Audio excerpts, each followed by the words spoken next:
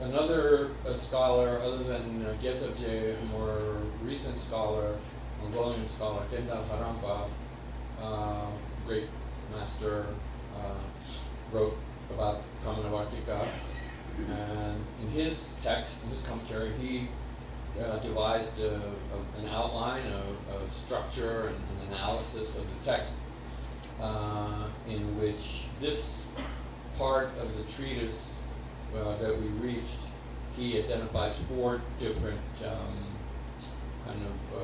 points that are addressed as he interprets the root text.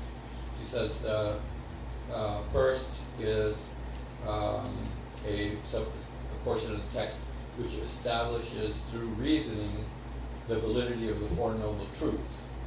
And then secondly, similarly, through reasoning, establishes the validity of so-called highest good, or the ultimate goal of Buddhism. And then thirdly, establishes through reasoning the validity of the instruction that relates to the temporary Buddhist goal of achieving a higher or an elevated status in a future life. And so then those three topics, or those 3 points, are followed by a conclusion which says that on the basis of establishing those 3 points, then one can prove that the teaching is flawless. So he analyzes this next part of the text along those lines. That maybe that and to get the Marba, to make the matter meta was Keju just a Keju Tangu Meta but Duna ten Pabalatani, quality Tangu. Logically is surely. Meta but then Pabalatani donate the Medimache, Medimba the Chunchu. Dunga watena Pabalatani ni Karasure Kuala Nibiranshi Chago Equine to Tamatini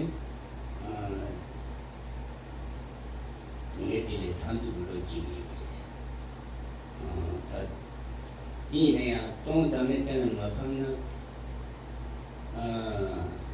Kunamid. So,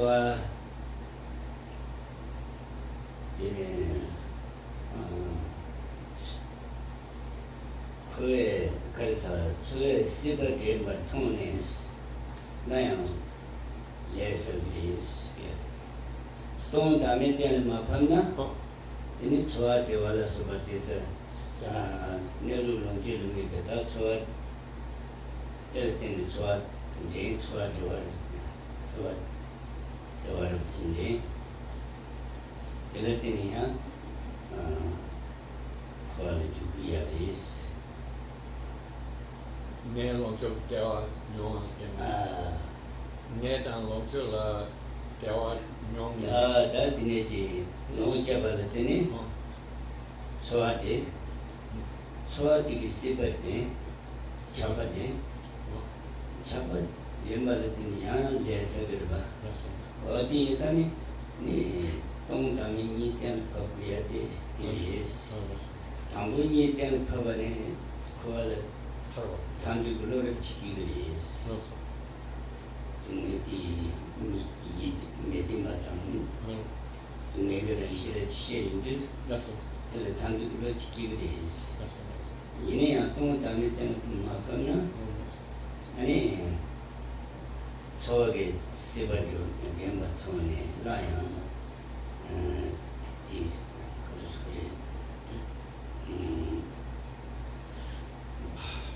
Diktomagi ani number sheet tengoya gitu. Oh, did that's it. The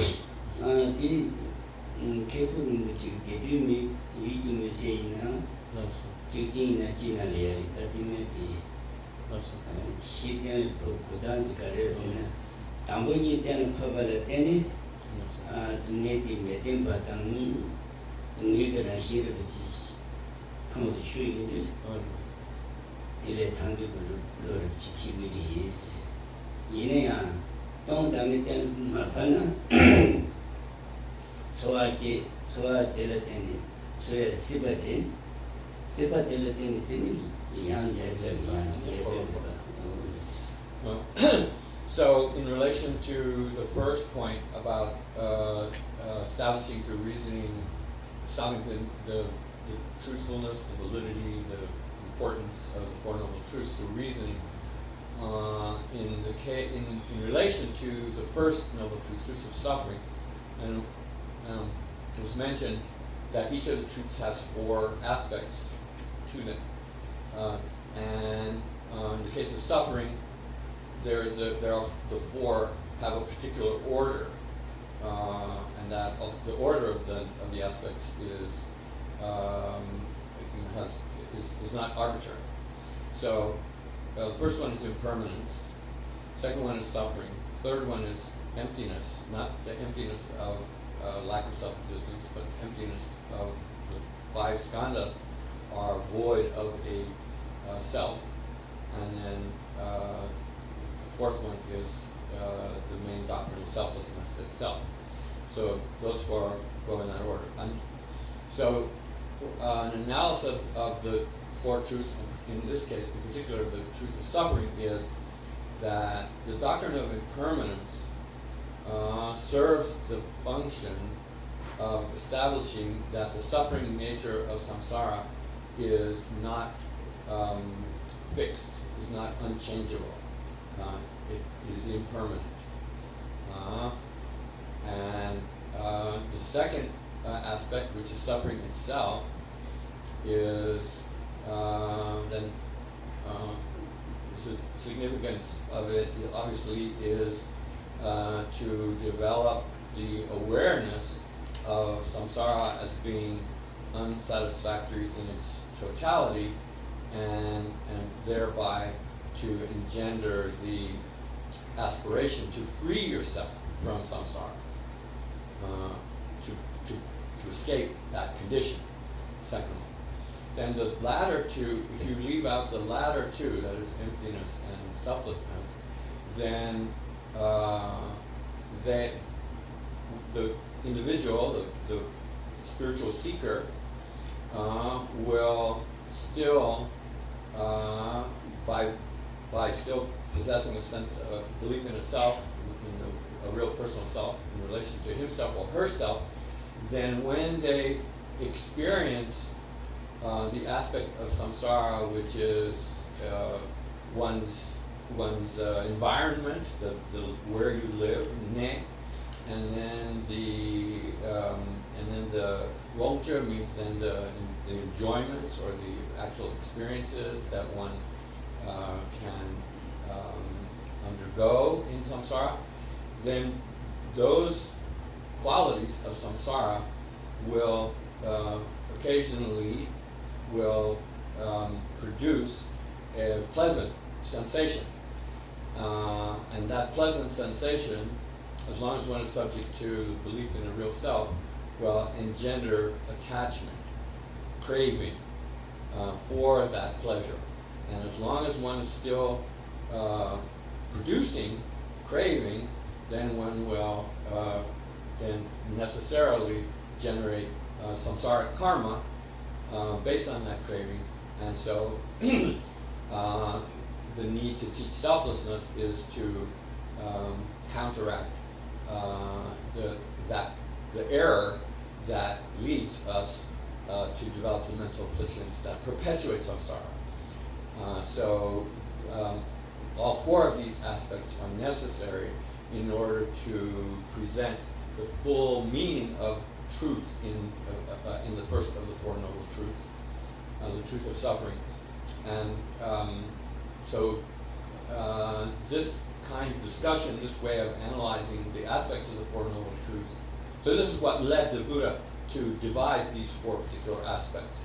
And this kind of discussion is found in a number of works, including Khensur's, Dedun Yuki, so he wrote a kind of overview of all the 7 epistemological treatises, and he speaks more generally, more broadly in that text, and this kind of discussion can be found there. That's it. Then, my Chita Cheneta, the Luxushi Yechepe, Luxushi with the Mandona, ne, call it to Maris, that Luxushi with the Tunet, Abatimba, Tunet, Dawantimba, and Tunet, Tadu, Tubantimbas, that Luxushi. What the Luxushi took the Da Tangshi Punkumitama. Did the Tabuni to Mutade in the Arba. Then she could have done a series. Da Tanga is Punkumitama is Lavina. Then she da the Punkumi, then she in the Arba. Then Tadu to us. Or Tadi Loshushi Gaya with Chetu, Loshushi with the children to the area. Lava in the Kelly, Tunet, the way in the Kelly. And it Tazamishi, Tata Maria Police, Punkumitamaris. Tata Punkum with the ancient in the Arba. Tine. Da you were killing Barba, Tami came in Barba. 세상 대시 도야의 체도 대시 동네기 체주 시대는 법을봐. Another analysis or another interpretation of the four aspects of each of the truths is that they serve as an antidote for then four kinds of mistaken ways of engaging our five skandhas. So we engage our five skandhas in such a way that we mistakenly believe them to persist, to exist continually through time, that they're tattva. Tattva means they're permanent. So that is the first of the wrong ways of perceiving or grasping our existence. So impermanence is an antidote for that very way of thinking. The second one is that we are subject to the idea that elements of samsaric existence are in fact a form of well-being, a form of ultimate happiness, mistakenly. And the antidote for that is the aspect of suffering, which is comprehensive in saying that all of samsara is unsatisfactory in one way or another. And so that overcomes the idea that some aspects of samsara are favorable or pleasant or a form of well-being or happiness. Then the third one is that there are some elements of samsara, not samsara per se, but some elements of our being that are pure. And that purity is associated, so in particular non-Buddhist views, non-Buddhist systems posit a real self or soul. And while they say that the temporary or rough aspect of our being is imperfect or samsaric or impure, but that there is a part of our being that is made up of a real soul, and that soul is some kind of pure entity. So the soul is distinct from the five skandhas. The five skandhas themselves may be imperfect or flawed or impure, unattractive, but the soul is not. So then the antidote for that is one aspect of one way of understanding the aspect of emptiness is that it is saying that no, there is no pure soul. The five skandhas themselves are inherently then impure or unattractive. That there is a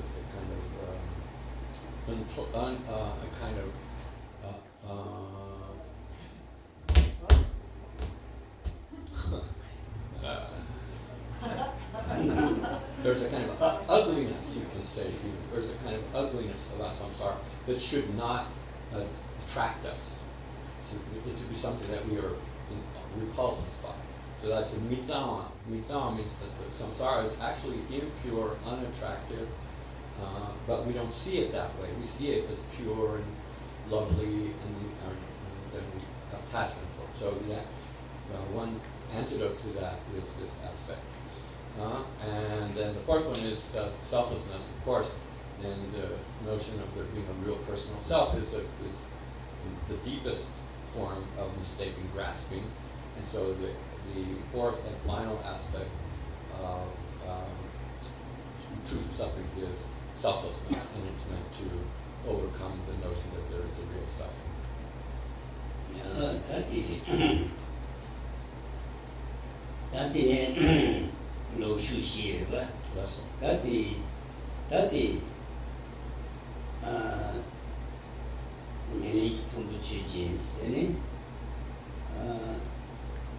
Medaba indi rangaki ve chesjekuma di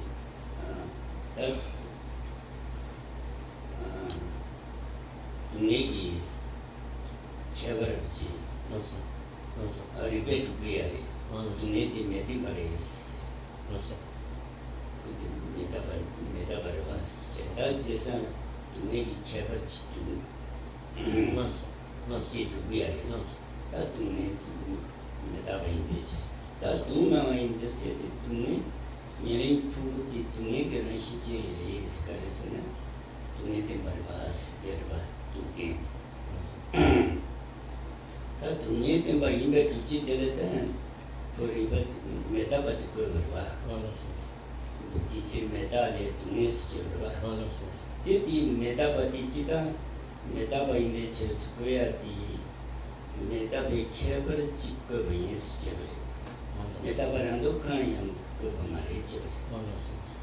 메타바인은 동네된 거 이미 조금 말봐. Nonso. 아니 뭐 탐제 동네된 걸 봐. Nonso. 아 마야 메타바 봐. Nonso. 동네된 동네 말봐. Namden. 자 동나와인데 메타바인데 스퀘어 봐. Nonso. 어디 메타바인 그 상바디 메타바 란도지 누구네 버리. Nonso. 메타바디는 메타바인 동네의 동네에 비켜버 요구가. Nonso.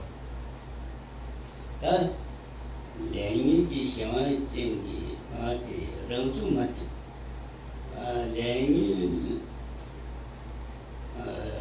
랭이 랑주 무투바르지. Rangsuk. 랑주 Rangsuk. 랭이 시험하지 않으지네. Rangsuk. 랭이 야네 야도 Rangsuk. 그래야 차치를 봐. 랭이 품 메타바세 큰 체주식의 메타바디 랭이 좋은 게 아니 깨지를 믿으래. Nonso. 랑시제제 봐. 어디에서 Nonso. 단디레지 상담부야. Nonso. 지다 동네 년이 공부 주지. 동나와 인데 메타바인데 제스는 개발해야 돼. 메타바인은 동네 인데 개비 말봐. Nonso.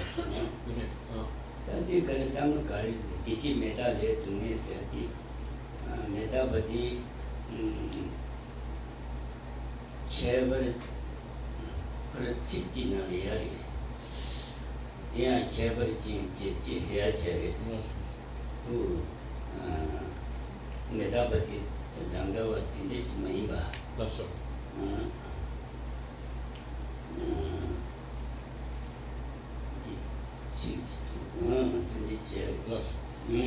So then we just presented the idea that each of the four elements, each of the four aspects of suffering are meant to be an antidote for a mistaken way that the ordinary samsaric being engages his or her samsaric nature. So then, in order to validate those aspects, then one has to investigate their import, and one has to determine those assertions to be true. So when we are investigating the noble truth of suffering, for example, what we're actually the subject of the entities that embody the quality of suffering are our own impure five skandhas. Nyerling Yipumbo. Nyerling means grasping heaps, and so grasping heaps means it's a compound that's interpreted a number of ways, and mainly it means the heaps that are created by the skandhas. By the mental afflictions. The grasping here refers to the desire in particular, but all mental afflictions. And then it's also the grasping heaps that themselves are the source of new mental afflictions. So they're grasping heaps in that sense as well. Here it's mainly that they're produced by prior karma and mental afflictions, and therefore they're flawed. So then the first one is our five grasping heaps are impermanent because, and then we used that term that was introduced yesterday, saying they're periodic. Periodic, meaning they're not without cause, and they are not something that persists. They are produced by conditions, and they are short-lived. So short-lived also means, in the ultimate sense, it means subtle impermanence.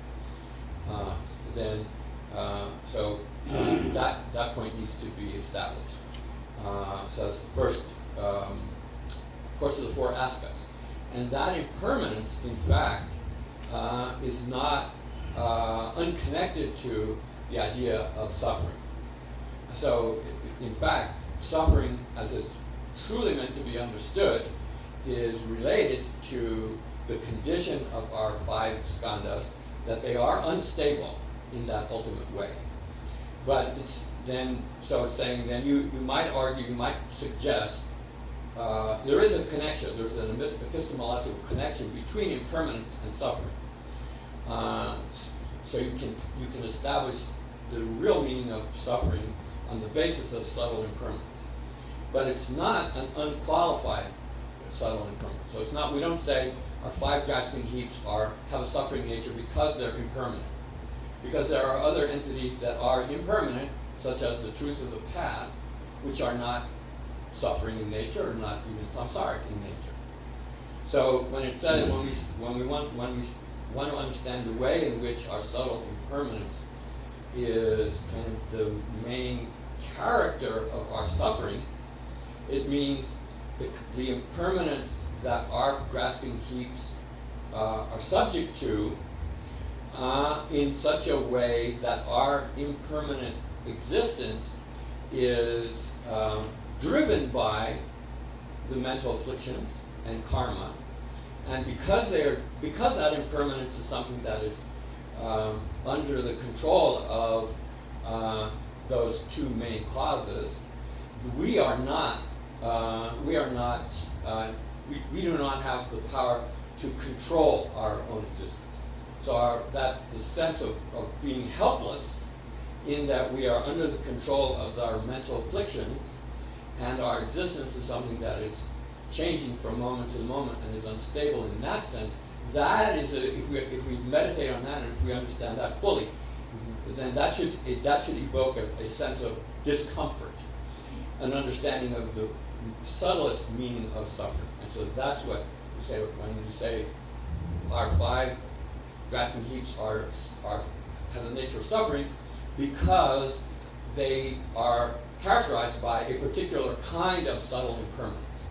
So that particular kind of subtle impermanence, meaning that their condition or their existence is driven by the mental afflictions, and we have no ability to, at present, do anything about it. We're just there undergoing that kind of helpless existence. And that's the way to understand the suffering aspect. So that's the connection, that's the logical connection between impermanence and suffering. And it's very important.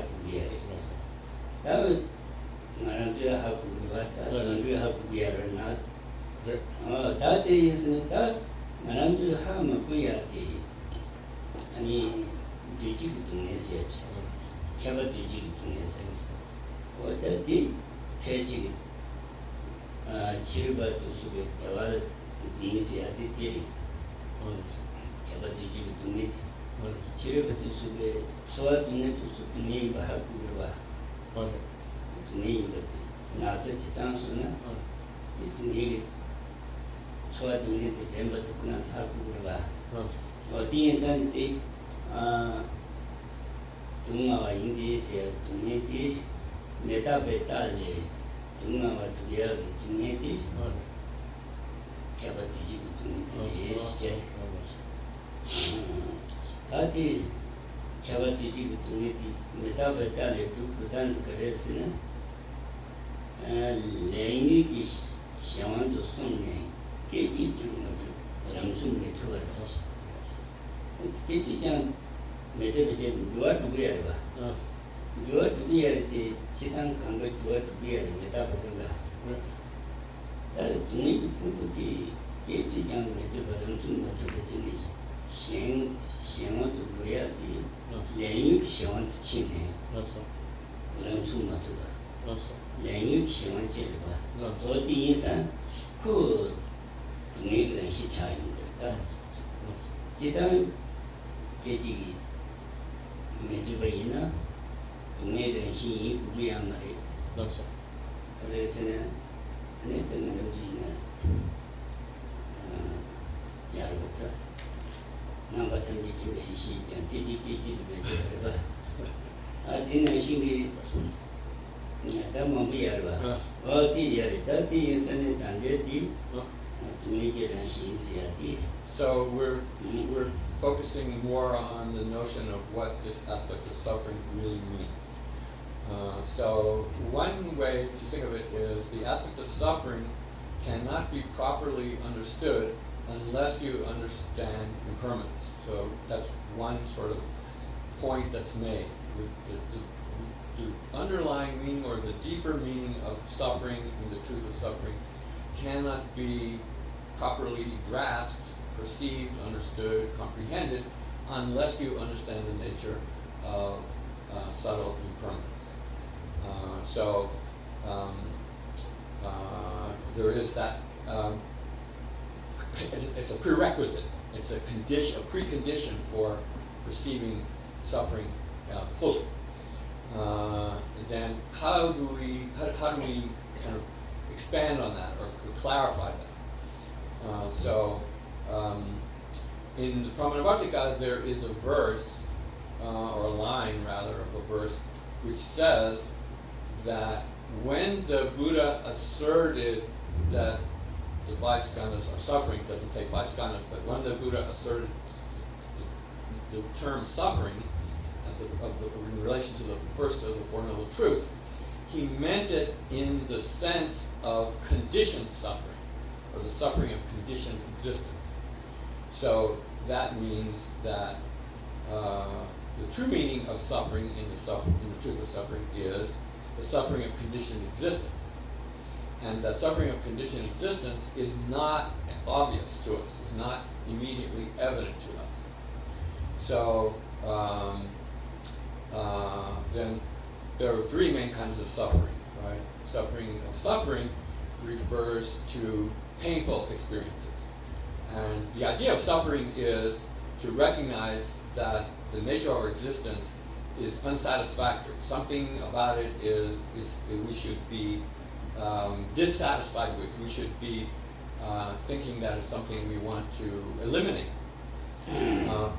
So in the case of overt pain, physical pain and mental pain, mental suffering, that's not a problem. That we all have that natural aversion to overt pain. Even animals, right? When animals are sick or animals are injured, they experience that pain and they recognize that pain. They react to that pain the same way that we do, which is to wish it were not there, for instance. So we have to have that kind of reaction, but not just towards pain. We have to have that kind of reaction to the very most underlying quality of our then samsaric condition. And in order to appreciate that, we have to understand subtle impermanence. But subtle impermanence itself is not inherently undesirable. So, for instance, we talk about a Buddha's omniscience. We had some discussions about it earlier. A Buddha's omniscience is said to be something that also, because it's mental, is momentary. It only exists from moment to moment. but there's nothing about the Buddha's omniscience which is, imperfect or undesirable or something that is not wanted. So by that you can obviously conclude impermanence itself is not the basis of establishing the suffering condition of existence. So there's something about our impermanent condition that characterizes it as the suffering of conditioned existence. And that is to recognize that while our 5 skandhas are impermanent, they're what the conditions which are responsible for all the subsequent moments of our 5 skandhas is our own past karma and mental afflictions are driving the nature in which our 5 skandhas unfold and go from lifetime to lifetime. And so it's that kind of impermanence. And so our 5 skandhas are under the control of those 2 main factors, and at no moment, at no time in our being, in our samsaric state, are we do we have any kind of power to do anything about that. So we are in that sort of helpless state, and that sense of helplessness in the face of that condition, and appreciating the nature of that condition, that is to be unsettling in a deeper sense. And you have to understand impermanence, but not just impermanence. You have to understand the particular kind of impermanence that we are subject to, and that leads to this unique understanding of our fundamental and flawed condition.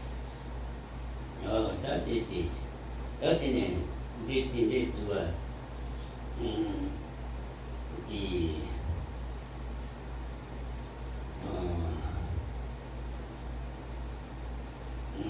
tadi dinala nyalin pungu cheji dunga wa indi metaba indi chel gona yang tuje chus bujuni le de yungu de xiawa je dingi Yes. keba tuji dungi tere keba tuji dungi do de le de yungu de xiawa je xiawa je di keba tuji dungi tingi de xiaya de ji keru de ji dina 어디 샤비에서 나 동네 인디 세야기 동네 뒤에 니 쳐봐주지 레니기 상하지 맞아. 동네 뒤에 샤브리에서 다 메타버스에 디 메타버티에 대 딩이 됐을 때 남자자와 인수리 얘기 대야 깨리게 메타버스 metapa indice seva metapa dia kelegesi asa ingi shona chengi keji dan rensu metube metapa tishawu tati isane tati penatu detuga keji dan rensu metube leki shona dosune rota tendu ikelawas keji dan rensu metube leki xiawan jing di pe zhou jie ba zhou bu qi di dan di kai su re di xie su ne di dan chen du lo di ge lao ya des leki rang su leki ong de rang su ma tu be ge ji ja rang su ma tu ni di zhou di yang mo yang ba Dite tempo meva yesa dela teni kange chevi arba. Kukulu lengi ki umpira tu matu ba yesa ne. Ani di chadang undu sone ram tu matu ba di ne do di ta jendu lo di gela ba yarba. Tinga shin jeni ta di. So in some commentaries when they're talking about this aspect of suffering, So the kind of bare bones argument is our grasping heaps have the nature of suffering because they're impermanent. But those words, without understanding the specific nature of suffering that needs to be understood, and the particular kind of impermanence that we're subject to without understanding that, then the argument does not carry the proper force that it should have, and it doesn't have the effect that it's supposed to have. The effect that it's supposed to have is that when we perceive subtle that form of suffering, the suffering of condition of existence, then that should induce us to want to be free of every form of samsaric existence, not just our overt pain.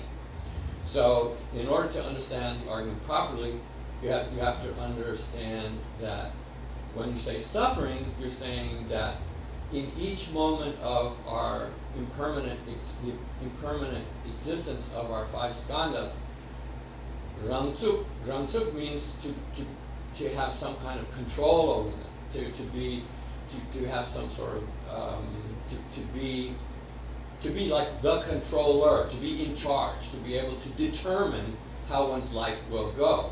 So, not for an instant do we have that ability.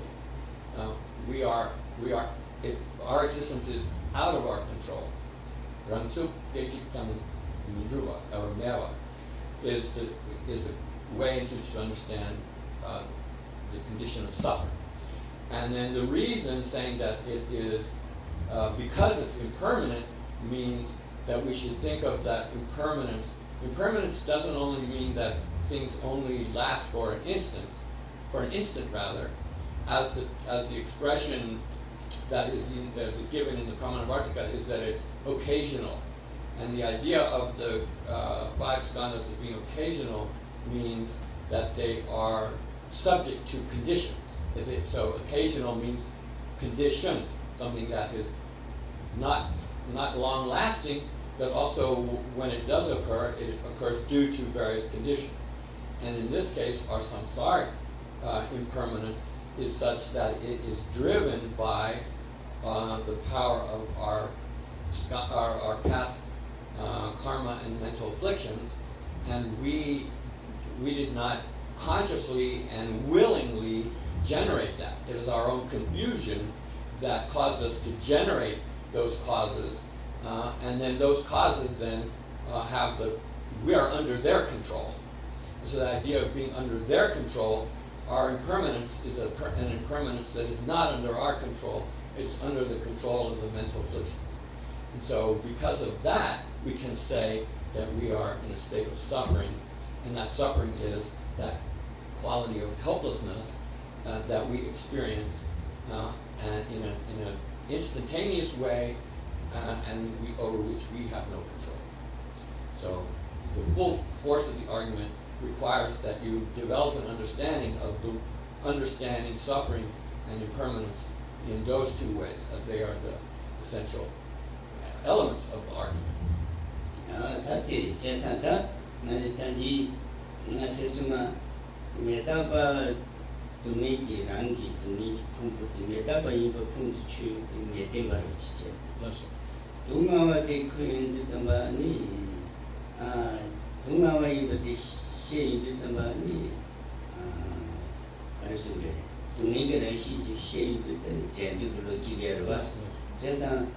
Jampa tambuni, Khensur tambuni shebala teni, ani tunela tentu lo ke chance chepe. Odi insan ta ko chik tunge rashi ba chik she, di kana ko mete ba rashi ba she yu tamba, ani tentu lo ke ya ba. Di insan shi ki to ba, jasan ta mena du ni mene ki phung ko di. Tadi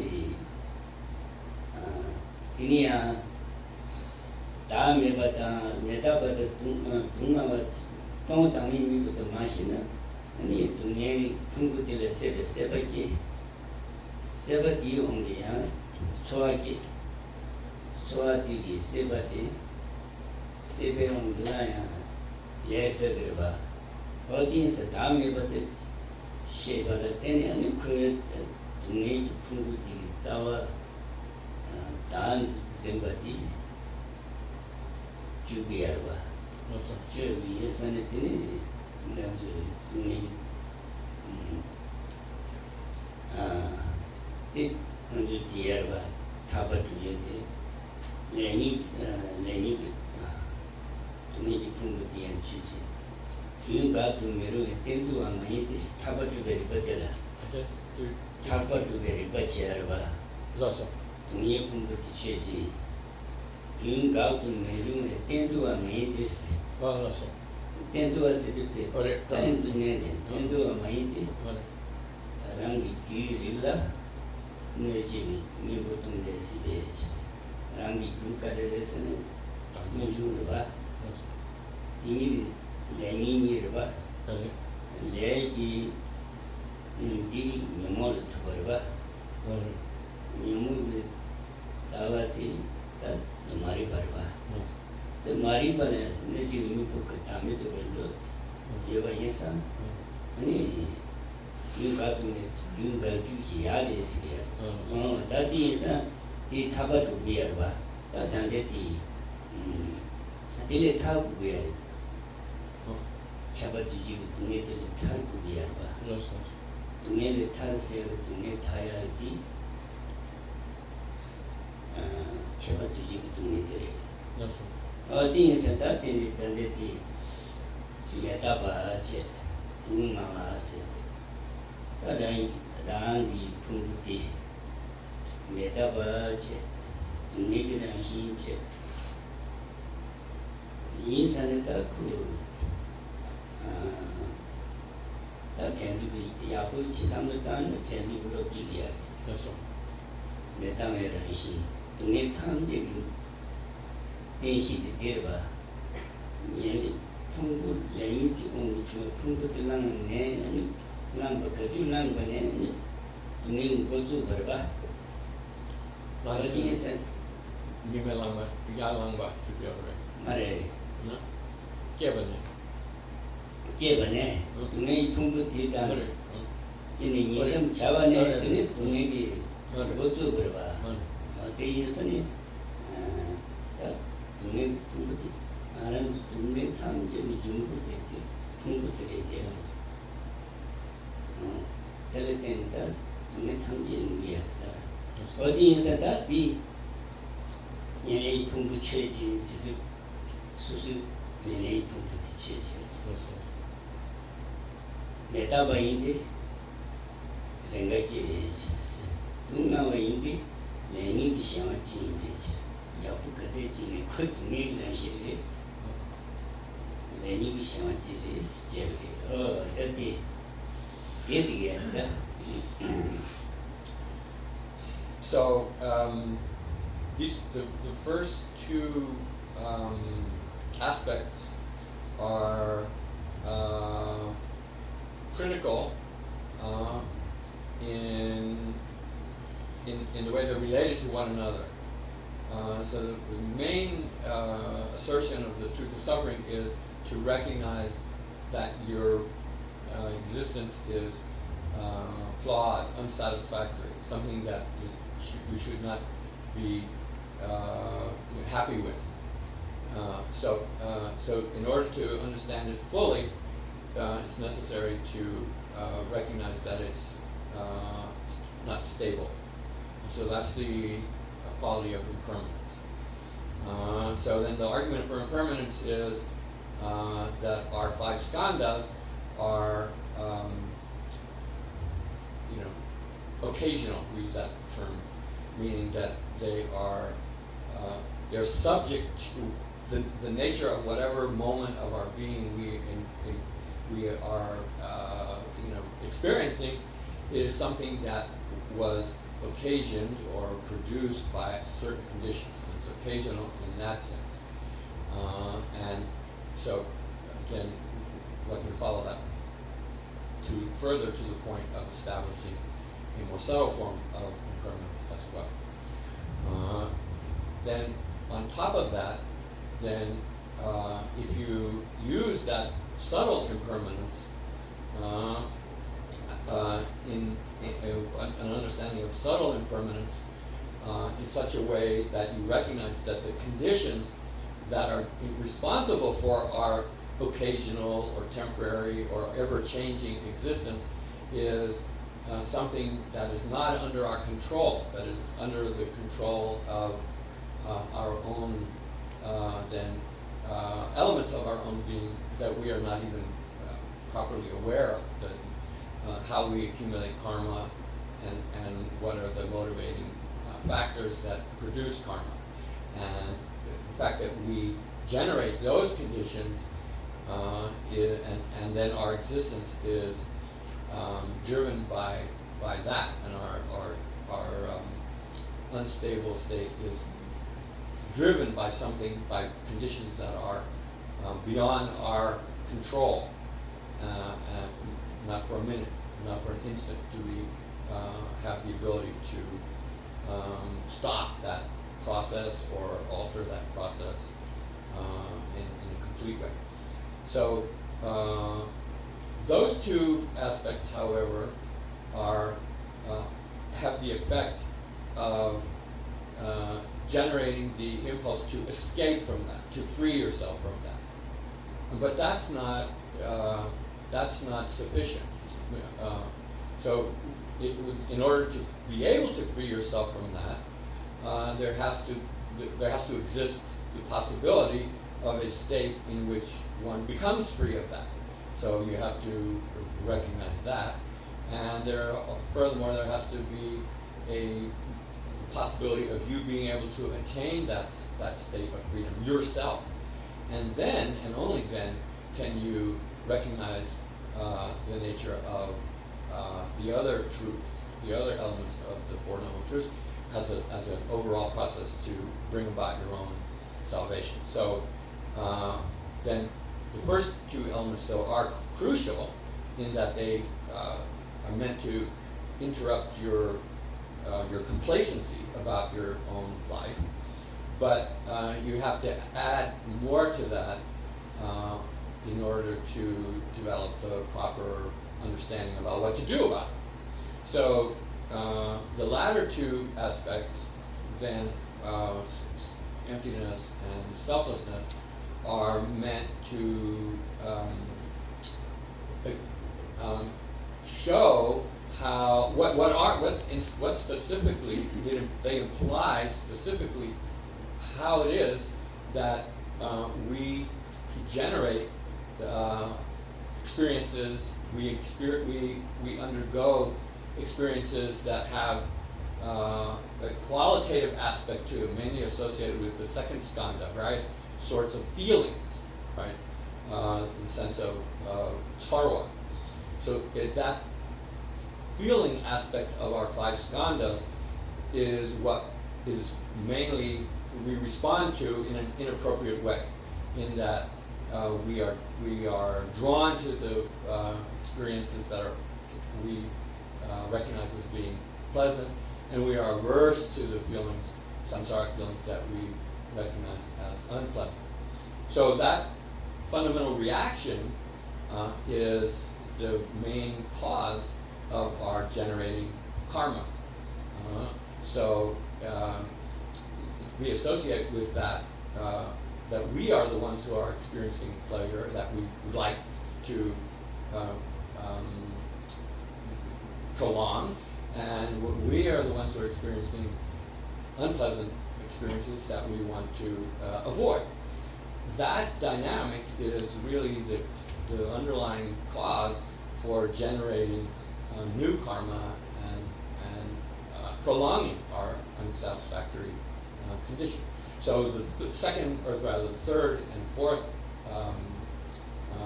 aspects of emptiness and selflessness are meant to show us that that dynamic, that way of sort of responding to our existence is misguided, or comes from the mistaken idea that there is a real self.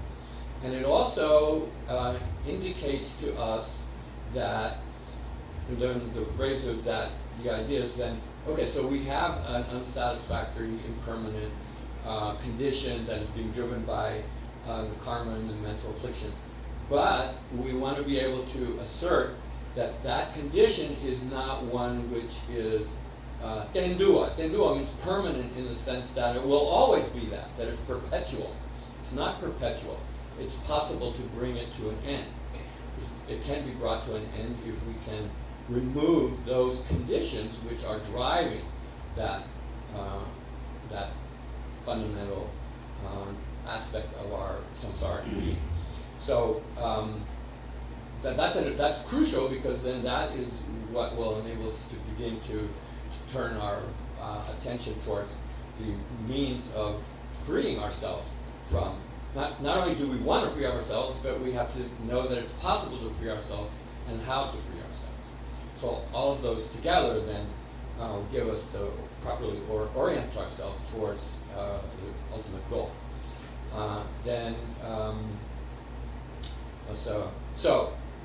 But the crucial thing to recognize is that from the very moment of our current life, from the very moment that we were conceived in this life, we have been subject from moment to moment to that form of then subtle conditioned existence, which is the subtle form of suffering.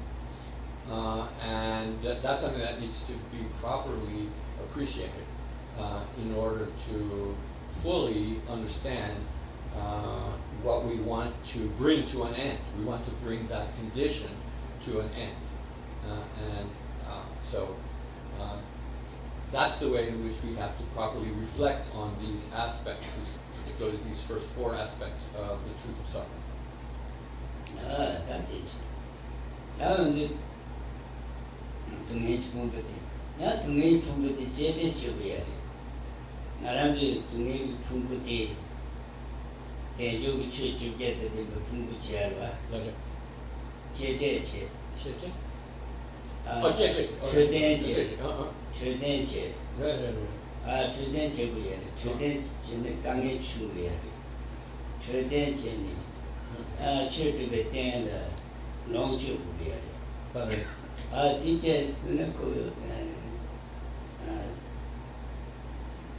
양편도 준비하고. 그래서. 지난번에 밥가 문제죠. 나는 저 주변 기지들 내니 좀 치워야 되거든요. 그래서. 봐도 누구 남들이 언제도 내니 좀 비치면 봐도 되거든요. 저 주변에 내니 좀 비켜야 되거든요. 이제 내니 좀 비켜야 되잖아. 동의 풍부지 이게 해야지. 동의 풍부지는 얘도 저기 해봐. 그래서. 저 주변 기지도 좀 내니 좀 그래서. 저와 되거든요. 그래서. 그러니까 그게 해봐. 그래서. 나도 출주가 때는 그냥 풀어야 땡기려야 파도 중력 지체니 그 최대 매번 지금 매번 그래서. 출주가 때는 그 부부야. 그래서. 그 때문에 어느 때 그때 그걸 이미 마다 이제 뒤쪽으로 이미 다 부부야. 이미 따구가 그래. 다 부부야 봐. 어려. 땡기. 어려. 출주가 때는 부부야 봐. 이내양 그 프라님이 등에 그런 시제는 봐. 사티 이제 현재. So, before we leave this topic, you should not conclude, or you should not form the idea that because our very being at the deepest level of our being is, well, maybe that's a strong phrase, but in a total sense, our being is unsatisfactory and something that we want to put an end to. That doesn't mean we should loathe ourselves. We should dislike our existence. We have to, at the same time that we have this understanding, we have to recognize that the current life that we have is extremely valuable, extremely important. So in the Lamrim, we were taught that there are 18 favorable qualities of a human existence that make it the ideal form of existence for pursuing spiritual goals. So the fact that there's something radically flawed about our being doesn't mean that that we should, be careless about our existence or do anything to fail to properly take care of our health and prolong our lives as much as possible because of the ability or the potential that it provides to achieve spiritual goals. So these two things are not at odds with one another. You need to be able to recognize that while our human existence is essential and important, we shouldn't be attached to it because it has flaws. It has elements to it that are imperfect. But using it, then we can achieve, for instance, the Dharmakaya. If we achieve the Dharmakaya, then that quality of being subject to, uncontrollably subject to our own mental afflictions, our own mental flaws, and the karma that they generate is overcome. So overcoming the samsara condition is not a self-annihilation, and that's not the goal, and we're not meant to be, engaging in any kind of, taking out some sort of feelings towards ourselves that our lives are somehow fundamentally repulsive. That rather it means we should understand the nature of our being and at the same time recognize its value. These two things have to be held as not incompatible. That's Gyumed make changes to give that. Metabada Duno, you would to need it and she did. Don't at the time ever you would to need it and she married. Don't at the time ever you would to need to schedule the shower. Schedule the shower. So another point is when we think of these four aspects, it's really only the first two aspects that are addressing the suffering nature of our five skandhas. The latter two of emptiness and selflessness, they are not addressing the suffering nature of the self. They're expressing something about the true nature of, not the self rather, the skandhas. Their emptiness and selflessness are not aspects of the unsatisfactory aspect of the five skandhas, but they are then representing the true nature of those five skandhas, and so they are part and parcel of the suffering skandhas. That is it. That is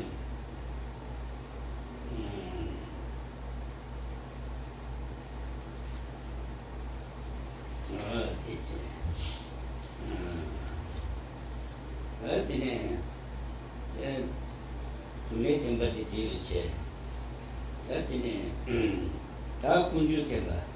That to make it change the then you do them but to make shit to make the share but that change you should shape we are. That dinner Germany don't mean to make means well and then that harvest. Gyumed nimik. Gyumed nimik is good. Don't mean it. That the Metabada Dunya is to name Mirva.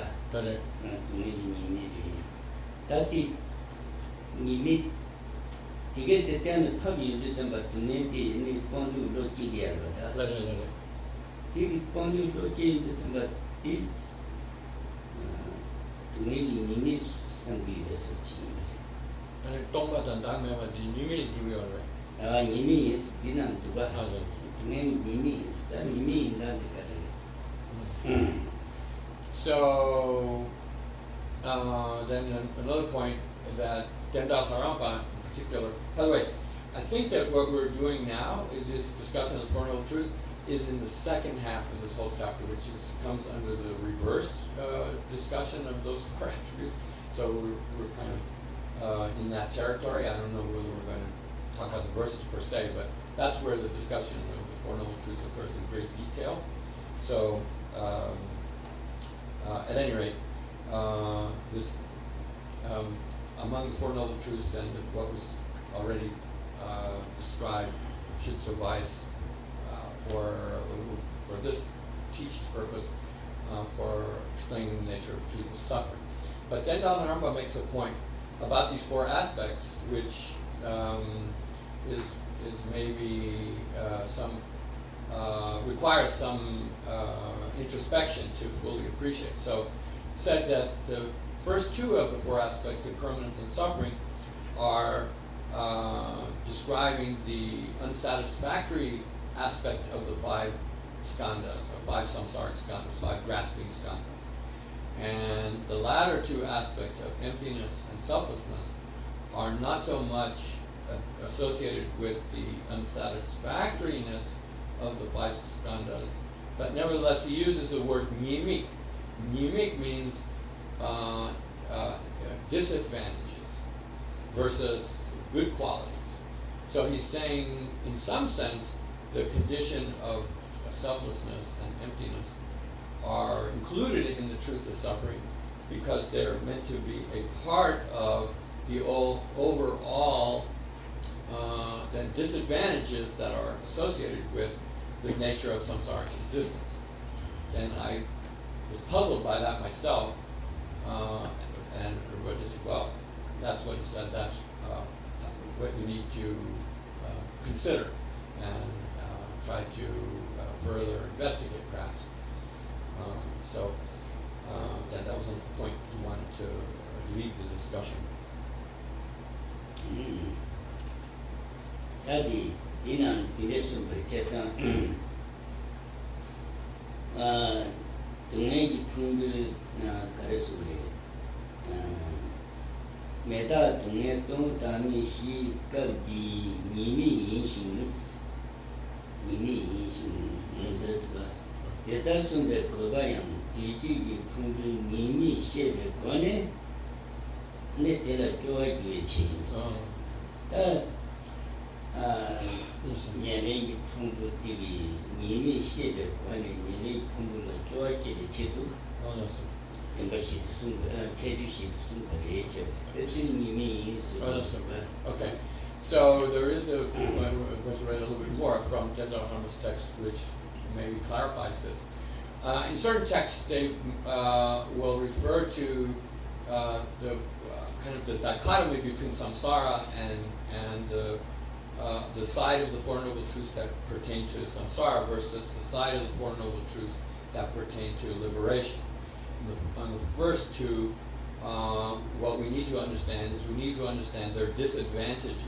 That's the word in Tibetan yimik, the Sanskrit word adinava, but anyway, it means something about them that are flawed.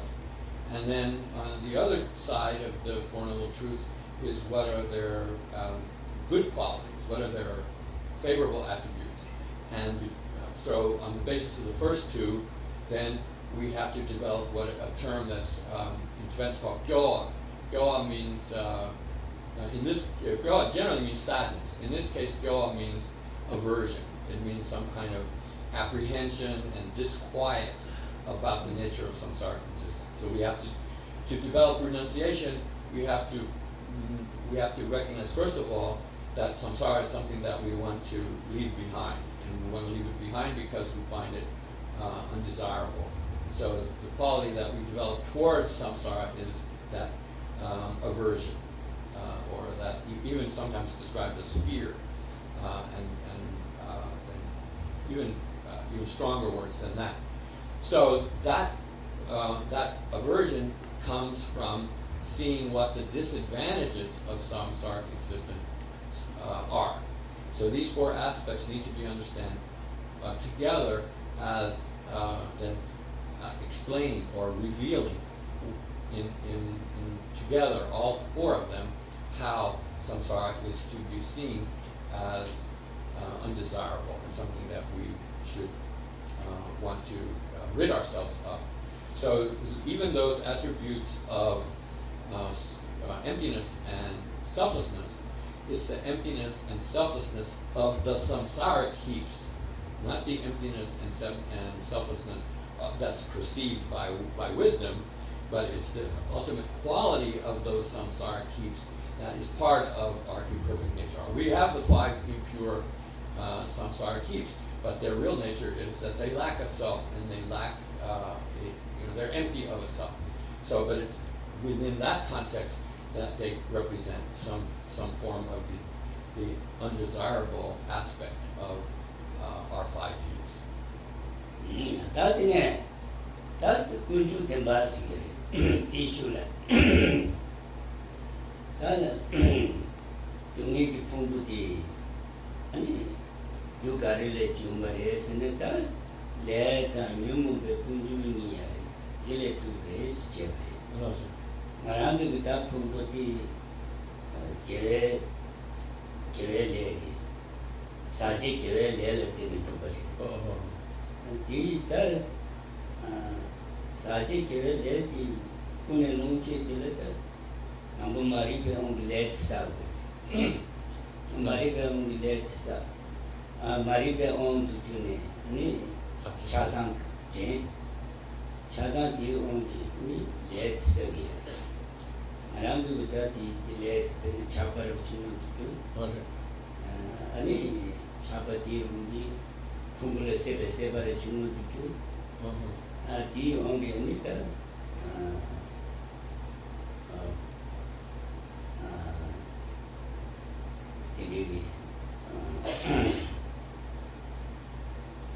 ni tadi kele sete ta mune chiti chibim sumana cherba chibim sumana jimbata sobala umbar dire la teni di le di chibim sumana di mare tuya leini to ongi le saya di leini to ongi sa di leini chita tare se thuma mari be ongi chumari Marang chibim sumana di mari be ongi ran ta danji ongi sa ba janja chiri nanju be chibim sumana di danji ongi ani dal du be danji chiki di ongi chibim sum chibatan seban chichiaji di chigiyari di jason di chibim sumata chibatan yata seban yata Kevarba. Oh, that is such a care. Oh, that is late study. Another Puchi late is such a care. Such a care, the Koreati, any Karasure, any Numu Beum Yari, Numu Beum Safari late, signed.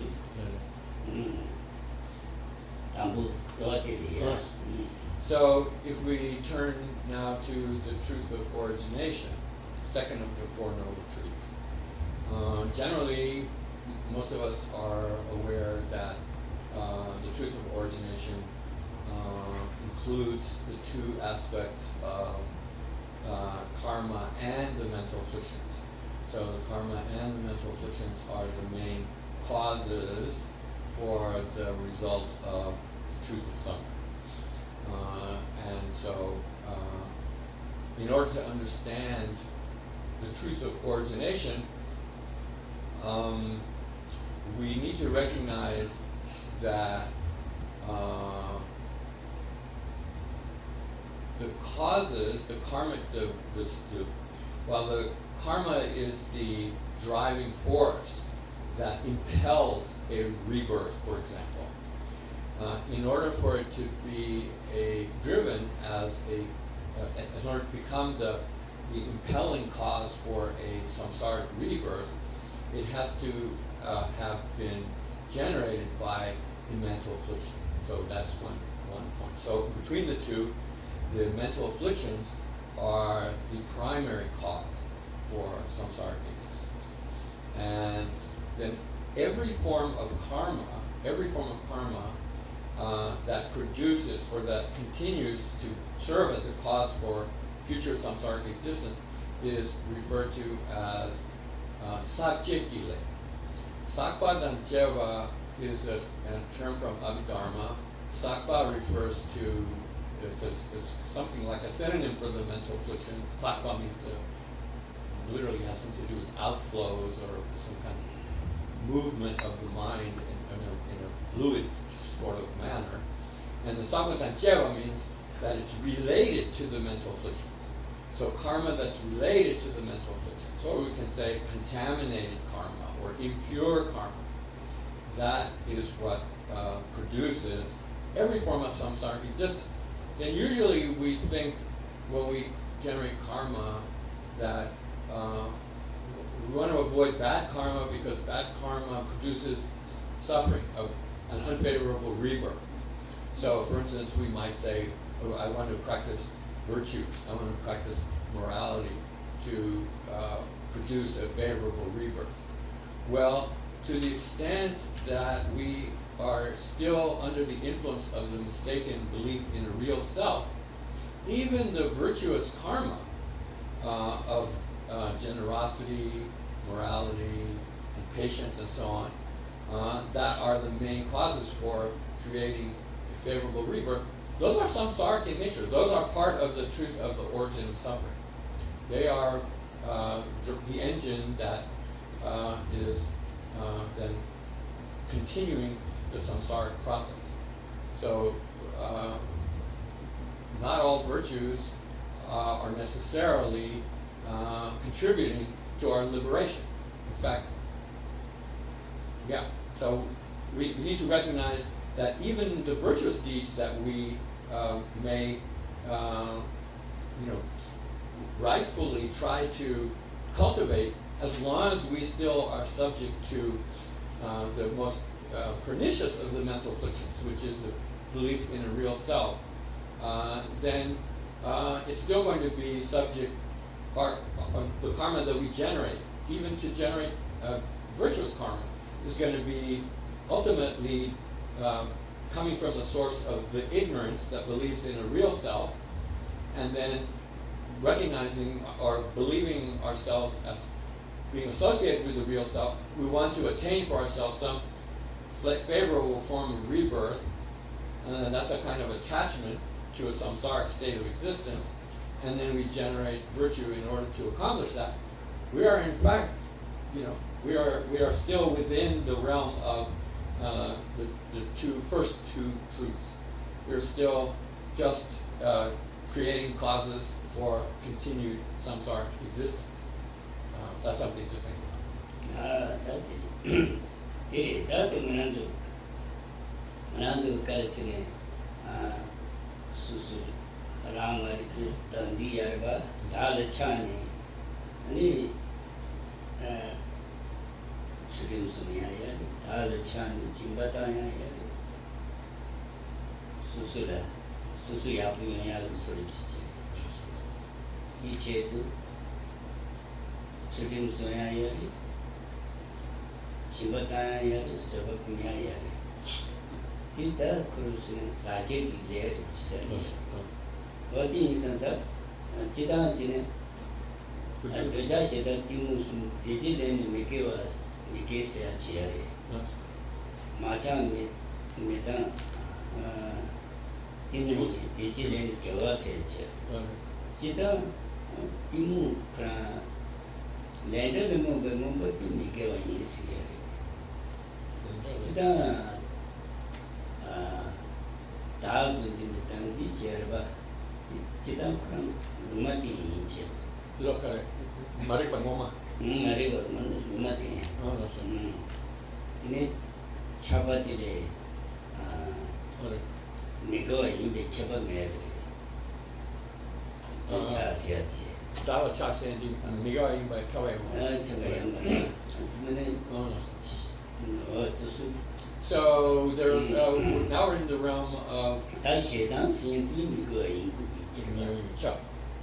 So we're now in the realm of just talking about the mental afflictions and the nature of karma. So generally there's virtuous karma and there's non-virtuous karma. And then there's something called the 3 roots of virtue and the 3 roots of non-virtue. So the 3 roots of virtue are it literally sounds like absence of desire, but it's something more active. It's like the avoidance of desire. And then absence of hatred is really something like a mental quality that is able to overcome hatred. So, and then similarly, there's the avoidance of ignorance, which is something that is able to counteract our tendency to develop ignorance. Those 3 qualities are virtuous. They're among the most important virtuous impulses that we might be subject to. And then they have the opposite, right? So the opposite of them are the desire, hatred, and ignorance, especially those of the desire realm. So all of the desire, hatred, and ignorance of the desire realm is generally thought of as non-virtuous in nature. All of the avoidance of desire, avoidance of hatred, avoidance of ignorance is generally something that is of a virtuous nature. But that doesn't mean that that only non-virtuous, those 3 non-virtuous roots of non-virtue are the source of samsaric existence. Even those roots of virtue, to the extent that they are under the influence of the belief in a real self. And so if you're thinking to yourself, for instance, I want to accumulate good karma because I want to ensure some kind of favorable future status for myself. So as long as your motivation for engaging in that virtuous behavior is associated with a mistaken sense of a self, then that's going to be an impure virtuous act. Even cultivating morality, cultivating generosity, cultivating patience, it will have it'll generate a favorable karmic result, but it will be a favorable samsaric karmic result. So that's a point. That's a point that we've sort of already indicated. Then, in relation to ignorance, for instance, among those 3, one of them was ignorance. So in the 12 limbs of dependent origination, one form of the kind of fundamental form of ignorance is usually identified with the ignorance that believes in a real self. But that's not the only form of ignorance. So there's another kind of ignorance. So the lack of awareness about the nature of karma and its results, that too is a form of ignorance, a different form of ignorance. So that's another point about mental afflictions. And so in the nature of desire, for instance, attachment, not every form of attachment is necessarily non-virtuous, you can say. Right? So every form, so one of those, two of the 3 fundamental of root mental afflictions, right? So we said something a little bit about root mental affliction of ignorance, right? So the different kinds of ignorance, right? Then there are also different kinds of desire, right? Different kinds of, there's hatred. First of all, hatred only functions in the desire realm. There's no form of hatred that is not non-virtuous. So that's also something to think. So you go, what do you say? There's an expression in English that sort of thing, righteous indignation, right? And not in Buddhism, no such thing. That anger is anger. It's always a non-virtue. And it only operates in the desire. In the case of desire or attachment, so then attachment, certain kinds of attachment can be non-virtuous. Right? But for example, attachment to the self, attachment to the belief in a real self, is not necessarily non-virtuous. We can believe we can have a mistaken belief in a real self, and as we just described, you can accumulate virtuous karma under the influence of that mistaken sense of self. So, for example, in the form realm, that attachment is not considered non-virtuous. So not every form of attachment is non-virtuous. Every form of hatred is non-virtuous. Those, again, is something to contemplate about the nature of the mental afflictions. There are some aspects of attachment that are not non-virtuous.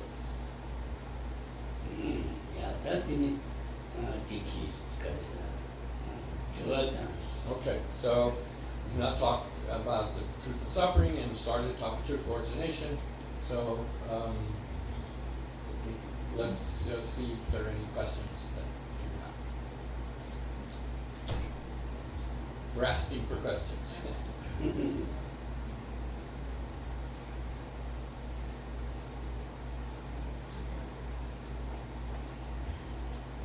Formulate this correctly. Thank you, Rinpoche.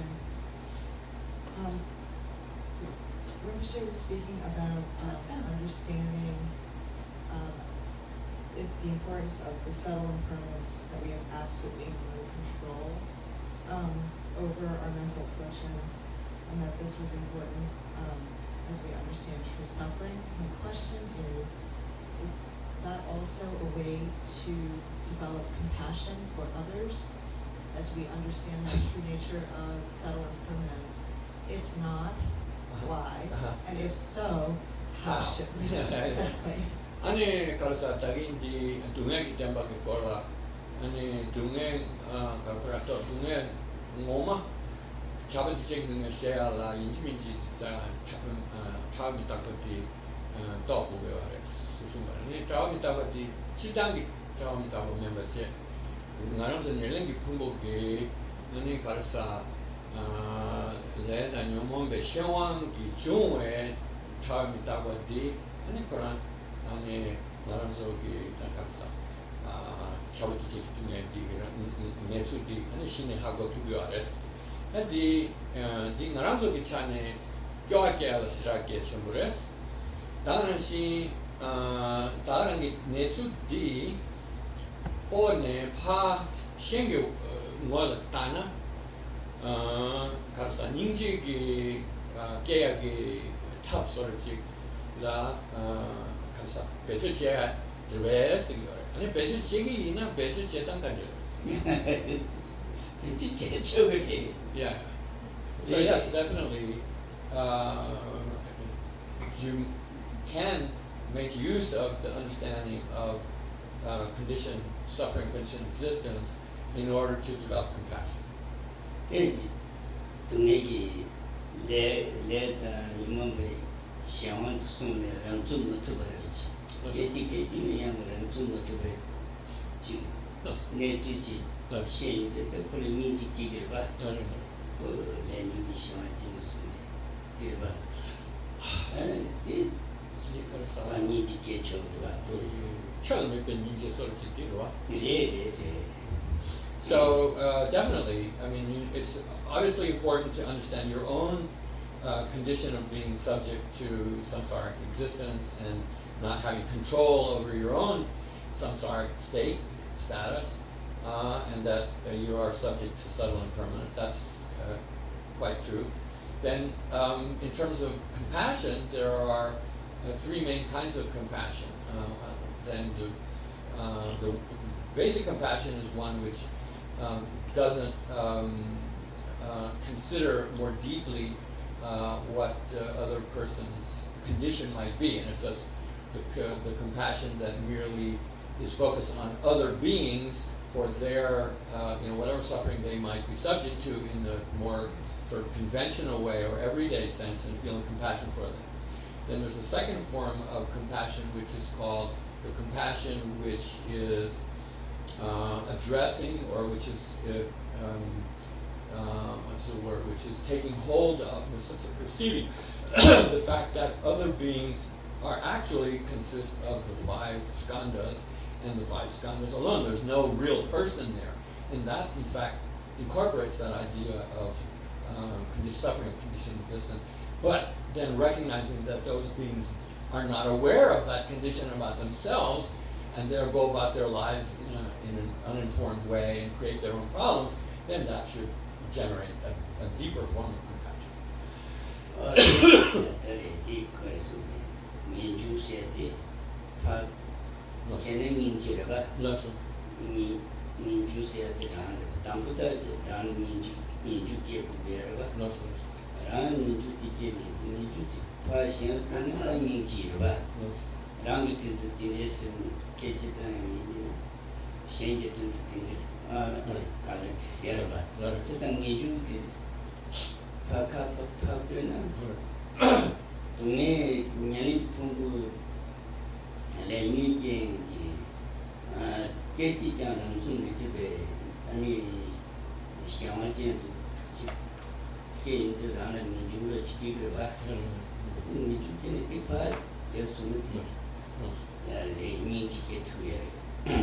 So most of us are familiar with the concept of the three principal aspects of the path. So the first one is usually called renunciation.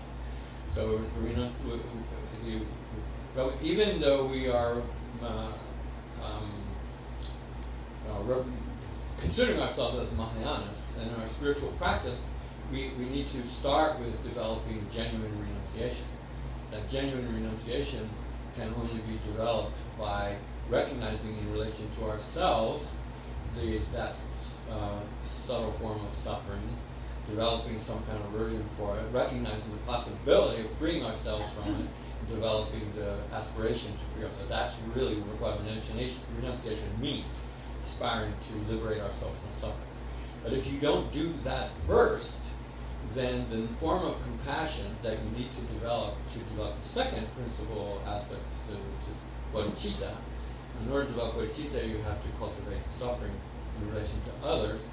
And so unless you've cultivated in relation to yourself first, then whatever compassion you develop towards others is going to be not as complete, more limited, and therefore Lama Tsongkhapa makes that very point in his text, that suffering needs to be first a topic of meditation in relation to oneself. And when that has been fully grasped, then one can shift the focus of suffering from oneself to others, and then use that as a way of cultivating compassion. So that's a very important point.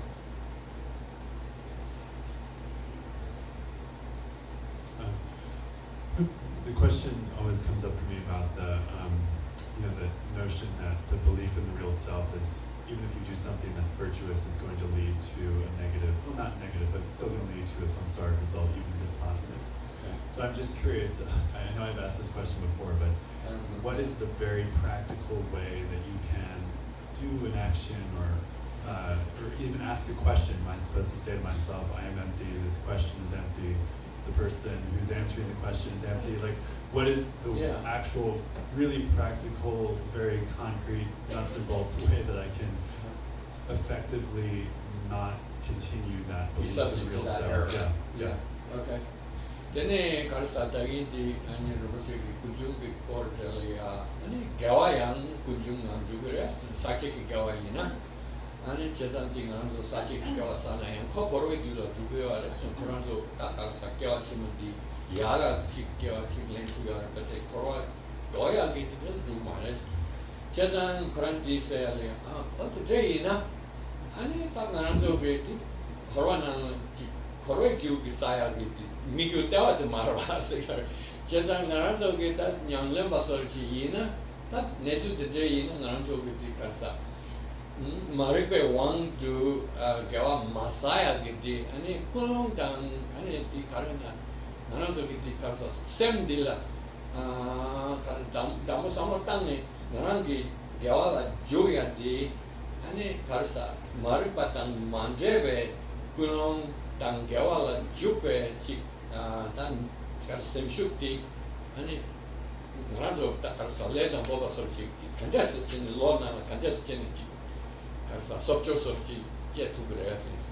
Kangalo, kapan disla mereka. Dan ngaranzo, oh kagak tomani berasi, ngarang jual ciking ngai tombare, jual cikset tombare, jual kara tombare, dia kisah tanggur berasi. Di mana sorci, tanya mana berasi. Jadi, jiwa tinggi dan sikit 매봐. That's it. 아디 소데 라시메가 상부게. That's it. 라시메가 아니 담보 남산도 투 말봐. 네 라시메가 군디제 라시메가 디 상부비야가. That's it. 아니 삼선에 라시메가 또스나니 말이베 우루시아티 요아메버리. That's it. 이 메리나니 지지. That's it. 네. 그거 지지 레사야 메리. 그러와 깨지길래. 사야 메리. 말이베 온도 마스나. 어디서 다 가르쳐 탈시 중에 라시메베 따와디 냥네체 이 삼바체 공바체 아니 어디 야부치고야 있습니다. So, the truth of the matter is that you, in fact, do have to, in some way, have some appreciation of emptiness as you formulate the intention to engage in some kind of virtuous act. If that understanding is not present, is not understood, is not informing your action, then whatever virtue you do is you cannot help but be creating virtuous clauses for continued samsara. This is a very point that's made in the Lama. Most of us are beginning practitioners. Our understanding of emptiness is not I don't speak for everybody, but we don't have, some of us, I don't have a very clear understanding of that emptiness. But that should not deter us, it should not stop us. So as much as possible, whatever understanding of selflessness we might be able to muster and to remain conscious of, aware of, that's crucial. The main thing is that the sense of selflessness and the sense of real self are directly antithetical to one another. So to the extent that you can engender some sense of selflessness, whether it's just based on hearing and believing it, it's not really something that you verify for yourself, it's not correct cognition, but you have some sense of it. I mean, there are sort of degrees of it. As you begin to develop it more fully or more clearly, it does kind of have a transformative quality to your mind, and it becomes more vivid. And then you can sort of maintain it as you are acting in an experiential way. That's what you really are searching for. But at any rate, to whatever degree you can, you should and must, if you want to be thinking of your practice as something that is directed towards achieving an ultimate goal. Otherwise, it will be samsara. Tadi kali sini hime seti, tongba seti, meba sini amari. Tada hime meba seti, pajaba jeni ni kimeni. That's right. Ini ya chesi kane kasu se usure jiya, nang dam jiya ko chawa ji dingeruji. That's right. Hakusuna. That's right. Tadi ko Venezuela jimene sura ni pe jimba shi chibu dingeruji. Kare temba. Sura jimene sura ni pe jimba ji shi chibu ba. Ane. Ini mebare ini ko ini chakshin ke mebare. Tachi jala mini jala ni pe jimba ji shi chibu ji ngutune ta chakshin je yung so. Tachi ini ya ji nang samre nang samre ko nang samre bale ini pu me de bale ji sha ko so na ani ti ya ma ta ti rashi me se ti je de ta me ba yesa ni ki me ba yesa rashi me se ya ma je de ta ni ki me ba yesa ni ki me ba yesa ani ko rashi me se ya. So, sort of follow-up to your question is, it's really important when you say to yourself, things are not self-existent, and that's something that has to be you have to be cognizant of that as you are engaging in whatever spiritual practice you're trying to cultivate. Or you cannot do that in a sort of offhand way where something is not self-existent, or therefore it doesn't exist at all. Lack of self-existence implies a determination that comes as a result of some kind of analysis. It's not evident, or it's not just something to assume. The meaning of lack of self-existence is something that is a determination that is arrived at by investigating what the real, if something is self-existent, what that might consist of, and eliminating all the possibilities and arriving at a point that therefore there is no self-existent nature that can be established or verified. And so that results in your recognition that you can let go of the false idea that there is any self-existence.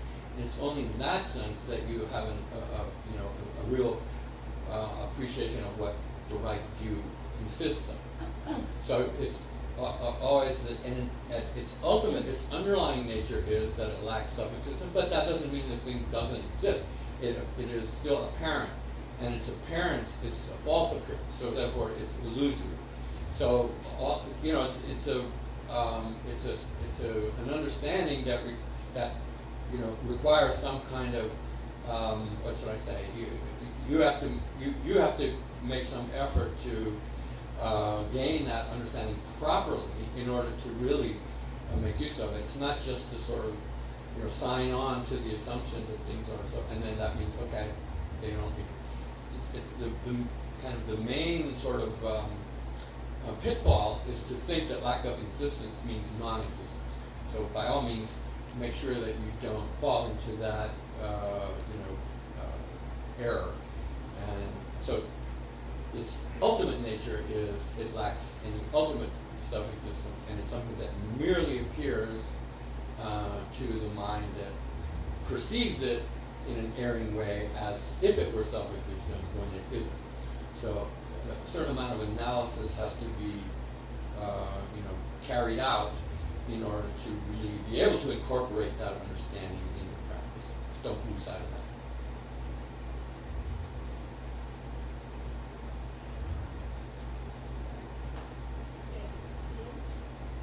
I had a question earlier. I'm not sure it's on. Oh, yeah, Yes, it okay. is. Okay. Oh, sorry. So when you mentioned our skandhas are not in our control, if our ego is still too strong to admit this and is having problems letting go that we don't have control, do you have any suggestions to lessen your ego so you can admit to this?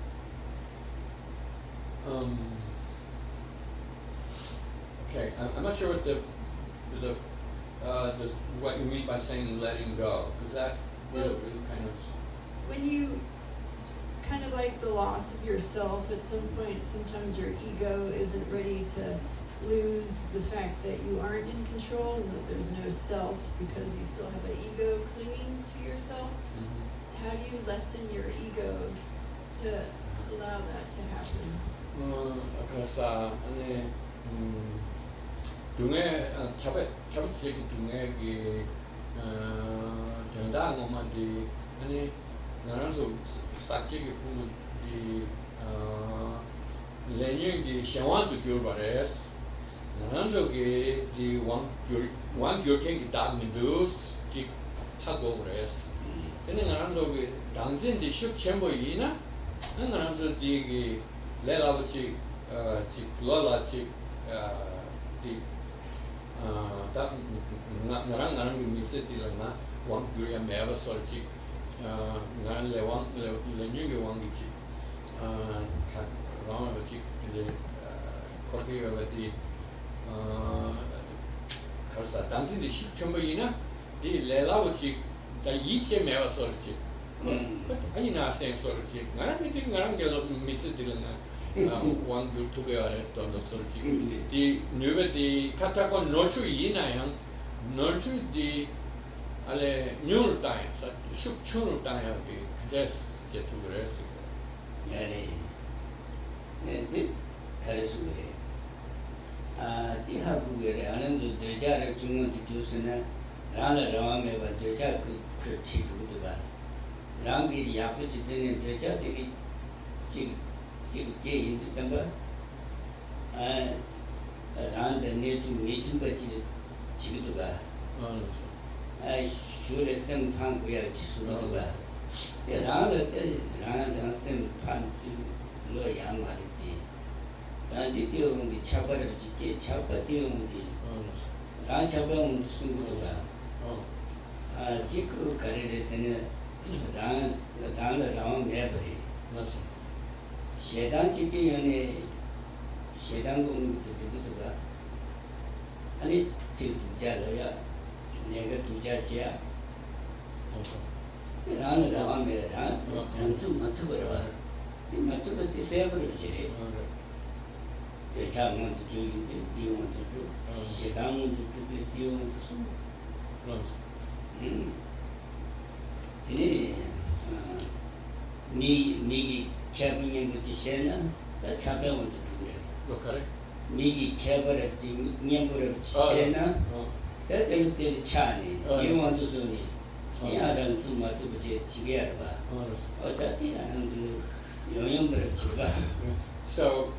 I'm going to incorporate something that was said in relation to Jeremy's question that I forgot to add, which was talking about the nature of the erring belief that things are real, which is a little bit different from the belief in a real self, which is where your question was coming from. So one of the things which was kind of brought up in relation to Jeremy's question was that the nature of our experience is such that when we perceive an object, to the extent that we believe it to be self-existent and really there, so to speak, then sort of in the wake of that, it's almost instinctive for us then to want to evaluate the object or make a judgment about the object, whether it's something that we find attractive or we find unattractive or we find favorable or unfavorable. Something about the way in which we are identifying the nature of the object. So first we perceive the object, think it's real, and then we think that, it's something favorable about it, sort of naturally sort of kind of sends itself back to our perception. And the minute that happens, so the idea of being self-existent is a necessary condition for developing the sense of a self-existently attractive object or a self-existently unattractive object. And that's what generates, this is a Prasangika view of how the mental afflictions arise. From the point of view of the object, perceiving the object as self-existent, and then being attached to those that are thought of as favorably, developing aversion for those things that are those objects that are mistakenly thought of as self-existent and unattractive. On the other hand, if you think of a thing as lacking self-existence and being illusory, then it's like seeing that things are unreal. If they're unreal, then you have a sense of detachment from them, and you lose that kind of feeling of being connected to the object in a way that you have to react to it in a certain way. And that's really important for controlling the mental afflictions. So that was the point that was made too. But to the lady's question, I don't know your name, the point was said, but you raised the idea about sort of that your ego doesn't want to sort of allow you to think that somehow you're not in control of your destiny or your life or your everyday existence, however you want to look at it. It says, of course, the way that was meant to be understood in kind of a deeper way with subtle impermanence is, what should I say, more profound, a more profound way of thinking about that lack of control.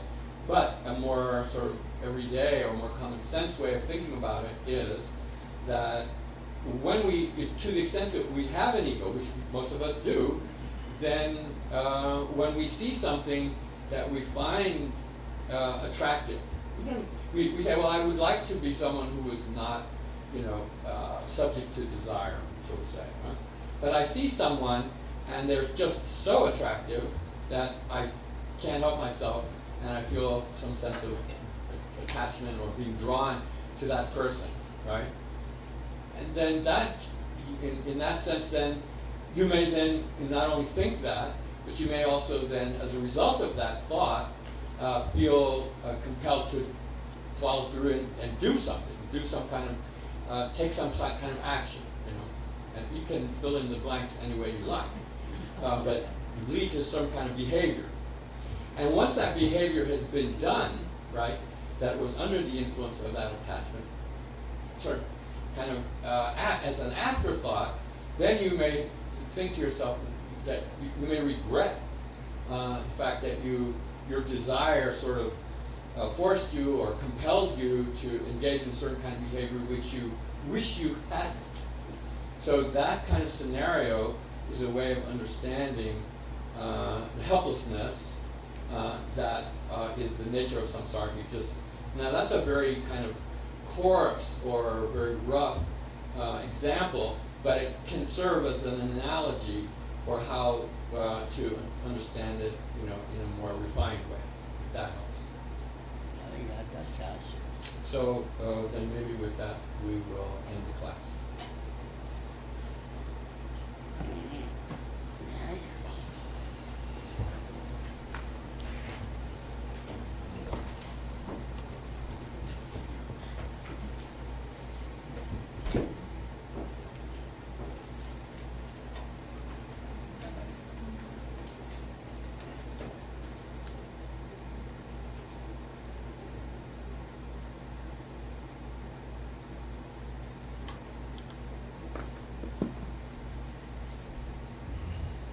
Make an announcement. How unusual. Actually, I just want everyone to know that on Saturday evening, after the daily meditations that are happening from 4:15 to 5, on Saturday evening, we have an offering. Someone is going to be providing a lovely meal that we're all invited to take part in.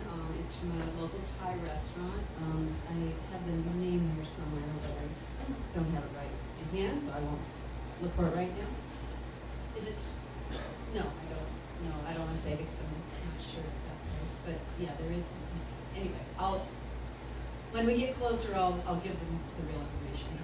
But I just want you to be aware, in case you were making plans for evening meals, you know that you can stay and enjoy that offering. So, and pass that along to anybody you know who maybe isn't here now, but